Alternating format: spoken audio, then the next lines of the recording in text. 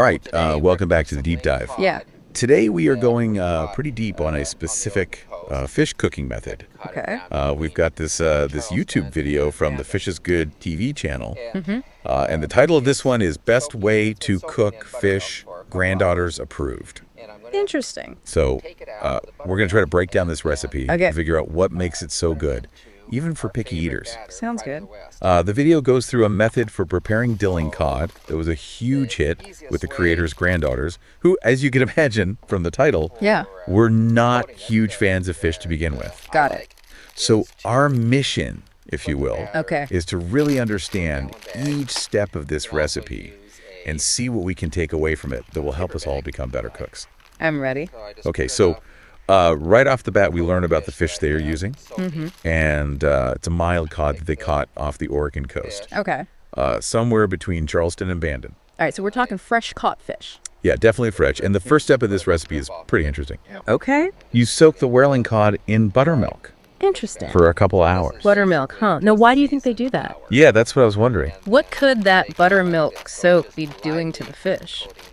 I mean, it's not unheard of to soak things like chicken in buttermilk before frying. Right, exactly. But what's it doing? Yeah, so buttermilk is mildly acidic because of the lactic acid, right? And that acid can help to break down the proteins in the fish a little bit, which could make it more tender when it's cooked. Oh, like a really mild marinade? Exactly, like a very gentle marinade. Okay. Plus, the buttermilk adds a little bit of that tangy flavor, which I think is always a nice touch with fish. Yeah, for sure. And don't forget the practical side of things, too.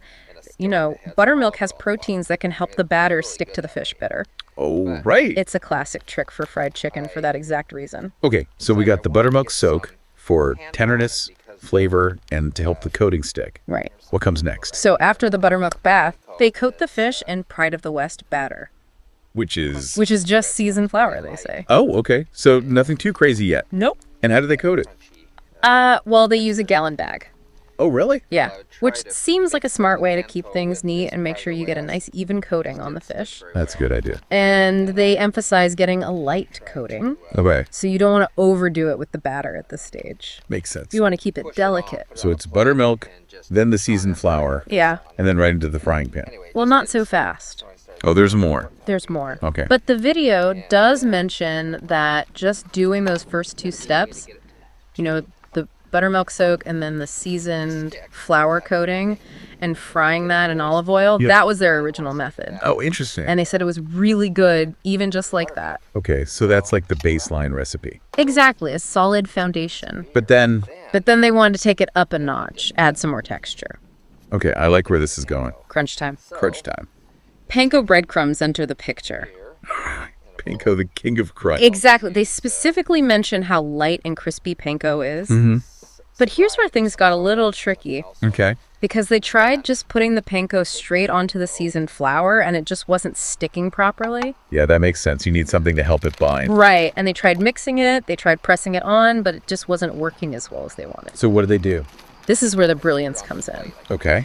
They dipped the fish in beer after the seasoned flour, but before the panko. Oh, wow. Genius, right? That is pretty clever. It's all about creating that little bit of moisture that the panko can cling to. Oh, I see, like glue. Exactly. So the beer acts as a binder. It's like a temporary sticky surface that bridges the gap between the dry flour and the dry panko. Okay. You know, and you don't want to use too much beer, just a quick dip is all it takes. Right, otherwise it'll get soggy. Exactly. And then you coat it in the panko and it sticks on beautifully. So simple, yet so effective. And you can actually see in the video how well the panko adheres after that beer dip. I bet. And they even mention that you could use other things besides beer. Oh, really? Yeah, like Sprite or soda. Huh, interesting. So it seems like the key here isn't so much the flavor of the beer. But just the moisture. Yeah, just that touch of liquid to help the panko stick. Makes sense. It's about the principle, not necessarily the specific ingredient. Okay, so we've got the buttermilk soak, the seasoned flour, the beer dip, and the panko. Yep. And now for the taste test. The moment of truth. And this is where the granddaughters come in, right? Exactly. This is where the Granddaughters-Approved part of the story really shines. Right, it says here. So they were at this camp in Oregon, and the granddaughters weren't really into eating fish. Yeah. Picky eaters. Yeah, but they decided to try the pelling cod prepared this way, and they absolutely loved it. Oh, wow. So it really worked. It totally won them over. They even asked for more the next day after they caught more fish. That's a pretty strong endorsement. Yeah, it really speaks to how well this method can work even for people who aren't typically big fish fans. And it's not just dibbling cod either. Right. They mentioned they've used this technique with other types of fish too, like salmon and black sea. So this is one of their favorite ways of cooking fish. So you can, we've made it this way with salmon, with black sea bass, with